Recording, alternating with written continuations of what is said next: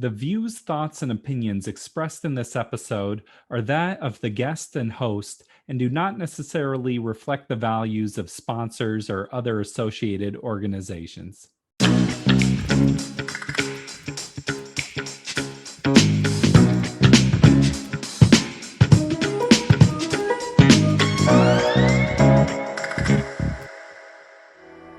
Welcome to the Parental Compass by Family Education and Support Services. I am your host, Bobby Williams. Bow. Welcome. As always, please subscribe to the show and leave us a review. We appreciate it. We appreciate you. Today, making a triumphant return to the show, we have Richard Capriola. Richard is a mental health and addictions counselor with over 2 decades of experience. He's also author of Help the Addicted Child. To learn more about Richard's work or to get a copy of his book, please go to helptheaddictedchild.com. We talked about some of the changing trends in regards to addiction. Believe it or not, some positive is happening. Things have gotten overall a little better since before the pandemic. There's still a lot you need to look out for, though, and we cover a lot of important ground with this interview. I know that you're going to get something from it, so let's check it out. I think it's important that they be aware of the warning signs. I have warning signs in my book, for example, on using alcohol, using marijuana. I have warning signs for a child that might be engaging in self-harm or developing an eating disorder. So it's like everything else. If you know the warning signs, if you know what to look for, the chances of you catching a problem early on are much better than if you didn't know the warning signs or if you ignore them. How do we convince young people then that these drugs are dangerous? Because I feel like a lot of parents don't feel like their children are listening to them or take them seriously when they talk about something like this. Well, they don't take them seriously because, telling kids that drugs are not good for them, telling them that drugs are harmful, that they may not get good grades or they may not graduate or get a job or go to college if they use drugs, that doesn't mean anything to them. They don't care about it and they don't believe it. So, you can tell them all you want that drugs are illegal and drugs are harmful, and it's not going to register with them. What I found does register with them and may make a difference is if you talk about the neuroscience behind these substances. In other words, how these drugs affect the adolescent developing brain. Kids are curious. They want to know how things work. They want to know how their brains and bodies work. So if you can have a discussion with them about how the brain works and how important it is to protect the developing brain and get them to understand that their brain is in the process of developing and maturing and won't become fully developed until around age 24 or 25, you might get them interested in the neuroscience of it, how the brain works. And then you can maybe have a conversation, bring in the topic of how do drugs work in the brain. I think, first of all, you have to get them interested in learning about the brain. That's the first step. And then when you've captured their attention and their interest about that, then you can move on to talk about how drugs work in the brain. That's a much better approach than simply sitting with a kid and saying drugs are bad. Yeah, well, here are the clear-cut facts, and you can look at this and Right. see what's happening. Right, exactly. That's, and do your own research if you want, and look at it yourselves. But the issue is, how do drugs affect the developing brain, and how important it is for you as a teenager to protect that brain. I think teens are often just so in the moment, though. It's like they're not worried about their future brain, or it just seems like an uphill battle sometimes. It is an uphill battle, but it's the one thing that I found working with teenagers that stands a chance of capturing their attention. Because if I were to tell them that drugs are bad and drugs are illegal, they don't care, they shut me down, they're not going to listen. But when I did talk to them about the neuroscience and I showed them a picture of the brain and what the brain's responsible for and all the areas of the brain and what they do, they were interested in that.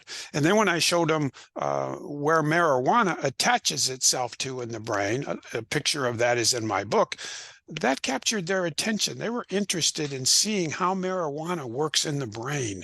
They wanted to know, and when I could show that to them, it caught their attention. And and at that point, that's probably the best you can do is get their attention. You know, Right. when it comes to talking about these substances, the first step is getting their attention because so many times you can't even get their attention on this. So if you can get their attention and open that door, you might have a chance of being able to have a discussion with them about the importance of these drugs as they impact their brain. One thing I like about your book and things that you've mentioned in the past is that you can hit this early. Like you don't have to wait for a child to be a deep addict to start giving them treatment or start helping them. So, what are some of the early warning signs you can look for? Well, you can and you probably should start talking to your child when they're in elementary school. And that's a perfect time to start to talk to them about the brain. You don't have to talk to them about drugs and alcohol at that early age or that young age, but you can talk to them about the brain. You can get their curiosity going. You can get their interest going on the brain so that they become motivated to want to learn about their brain in elementary school. Then when they have that concept down in elementary school, as they move into the middle school and high school years, they have a good understanding of the importance of the brain and how it works, then you can introduce how substances work in the brain. So I would begin at an early age if your child is young and start to educate them on the importance of protecting their brain. And as they get a little older, I would start to introduce them how drugs work in the brain. But what's an early stage warning sign? Well, it depends on how early. Some of these kids will get into using, inhalants at a very young age, household products that are around there. I think regardless of the age of the child, what you want to pay attention to are changes that you see in your child. You know your child as a parent better than anyone else. So pay attention to the changes that you see in your child, regardless of the age of that child. Pay attention to the changes. Be curious as to why you're seeing these changes. Don't assume it's just acting out behavior, although it may very well be that. Don't assume it's just adolescent behavior. It could be that too. But it also might be a signal that there's something else going on underneath the surface that you need to be aware of. So pay attention to the changes. If these changes come and go fairly quickly, it might not be too concerning. But if they linger on and you begin to see more and more changes in your child, then I think you might want to get some assessments done so you can get some professional advice as to what, if anything, is really going on. So I really think it's important that parents take note of the changes they see going on in their child. Often drug addiction is the symptom of a bigger problem. Like the problem is mental health, the symptom is using substances. I have this young person who I know where they're smoking pot probably all day, and they say, well, it helps calm me down when I'm angry. And what I've said to them is like, have you tried antidepressants? And they say, no, I don't want to be on drugs. And it's like, well, you're already on drugs. Yeah. Like, maybe let's find the drugs the doctor says is the right amount of whatever chemical you need. Well, unfortunately and sadly, there are too many cases where we miss the fact that a child is using a substance to medicate an underlying and often undiagnosed mental health issue. The example that I would share with you is that many of the teenagers that I worked with that were smoking marijuana frequently, when I asked them to help me understand why they were smoking so much marijuana, the number one answer that came back was it helps me with my anxiety. So for many kids, not all, but for many kids, they're using a substance to medicate an underlying psychological issue that sadly, unfortunately, has been undiagnosed and untreated. And they're using that substance because they have found out that it works and it works quickly. So the child who's smoking marijuana to get rid of anxiety finds out that it does reduce the intensity of their anxiety. Um, and many times those underlying reasons are not diagnosed and not treated, and the child suffers and stumbles on a illicit drug like marijuana that they find out actually helps them. And they're like everybody else. Nobody likes to have an uncomfortable thought, feeling, or memory, and we're not gonna sit with it. We're gonna try and get rid of it. And unfortunately, in too many cases, the solution is found in a substance. It's going back to the brain chemistry side. Does marijuana really reduce their anxiety, or does it delay it and it comes back twofold later, or how does that work? Oh, you're absolutely right. It will have an immediate impact of helping ease the anxiety, but it has a rebound effect, which means that over time it will tend to make the anxiety worse. And then a tolerance builds up, and the child begins to rely more and more on marijuana. And then in some cases, they are chronically using marijuana. So, although it may provide immediate relief, in the long run, it sort of backfires and boomerangs and makes the anxiety even worse. I'm most concerned about young people who've been through extreme trauma. Like, I Yeah. get there's a biological, your brain chemistry is part of it, but I've worked with a lot of youth who have had really traumatic circumstances and they just seem incredibly prone to substance use. Yeah, yeah.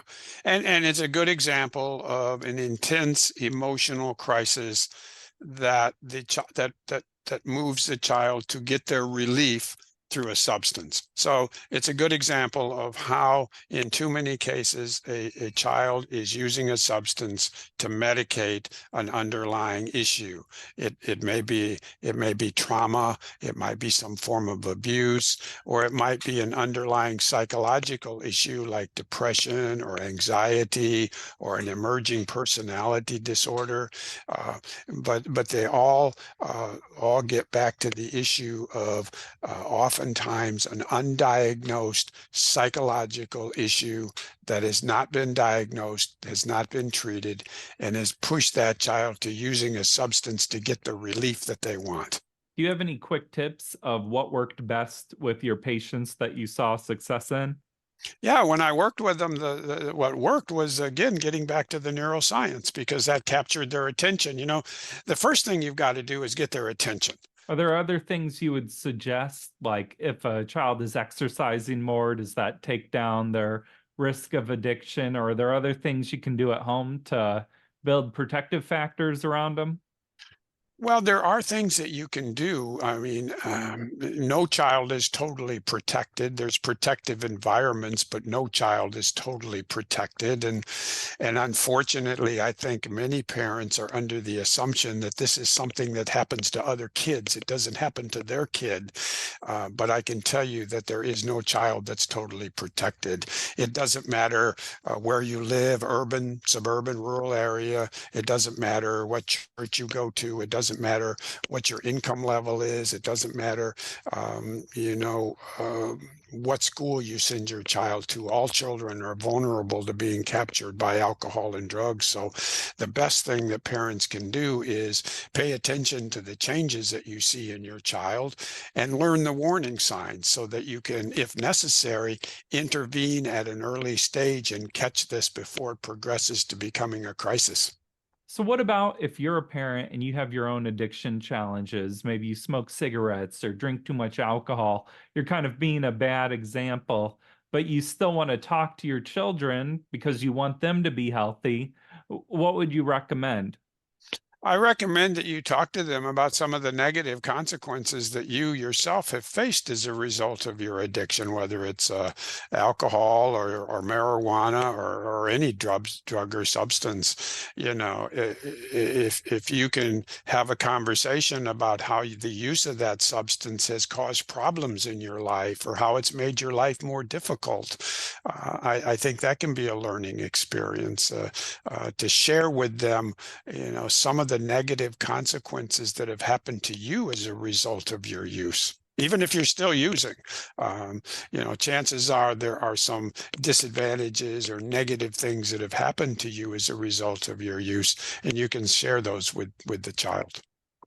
That's some really strong advice there.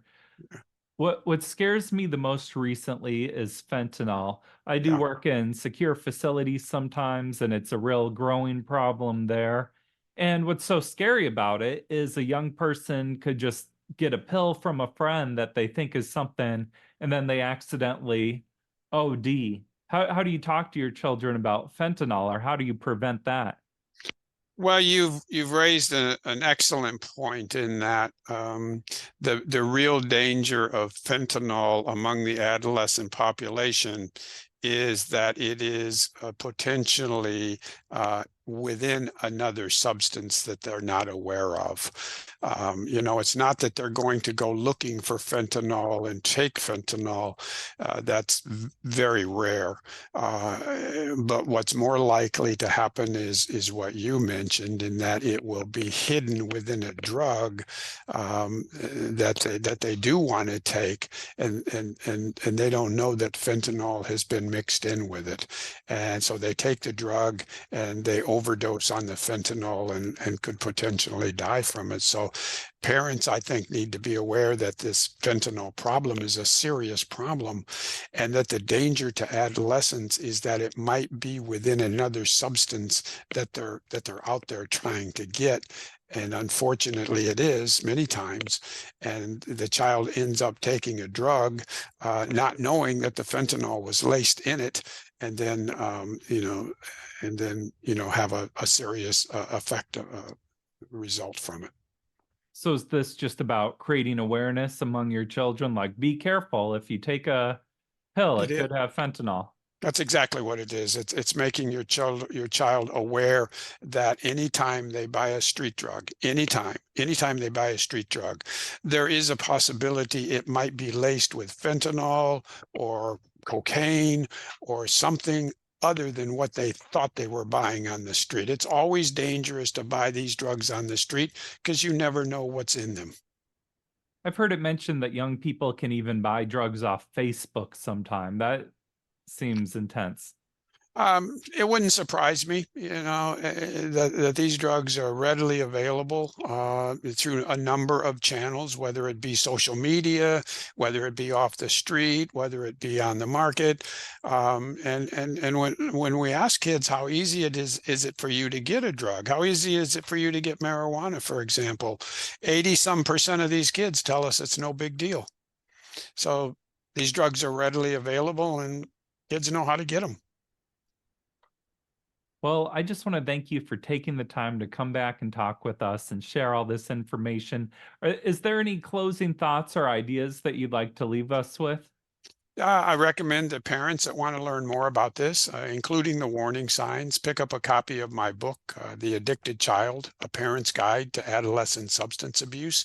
It's available on Amazon. It's also available through the book's website, which is www.helptheaddictedchild.com. It's a great read. So thank you so Okay. much. Thanks, Bobby. Appreciate you taking the time to talk to me.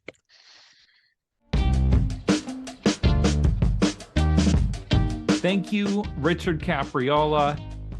Always appreciate it whenever you have the time to come on the show. HelpTheAddictedChild.com.